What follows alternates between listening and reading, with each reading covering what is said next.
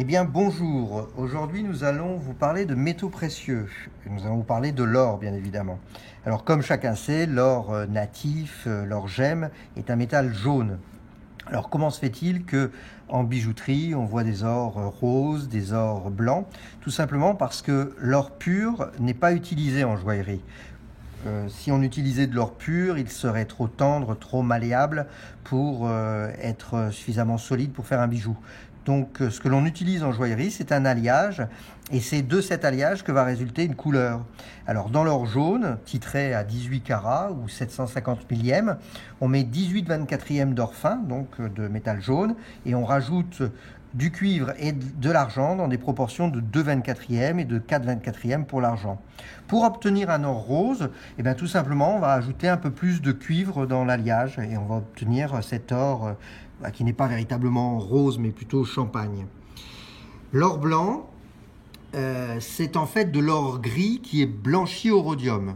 L'or gris est obtenu en mélangeant toujours 18/24e d'or fin, mais avec du palladium. Là, je suis en train de parler de joaillerie, c'est-à-dire d'un or blanc de qualité. Une fois qu'on a obtenu cet or gris, eh bien, on va le blanchir, on va lui donner son polymiroir en déposant par électrolyse une pellicule de rhodium. Ça, c'est l'or blanc.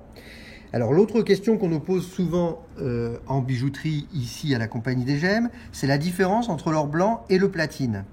Eh bien, je dirais rien à voir. L'or blanc, on vient de voir ce que c'est. Le platine, c'est un tout autre métal. Le platine, il est utilisé pratiquement pur. Et le platine a des caractéristiques que n'a pas l'or blanc. Quelles sont-elles? Alors, on nous parle souvent de la dureté. On nous dit le platine est plus dur.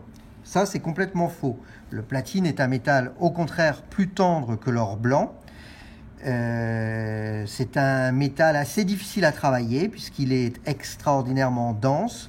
Il est notamment assez difficile à polir, c'est-à-dire si on appuie trop sur le platine lorsqu'on le polit, on va faire des vagues, alors que l'or blanc sera beaucoup plus facile à polir.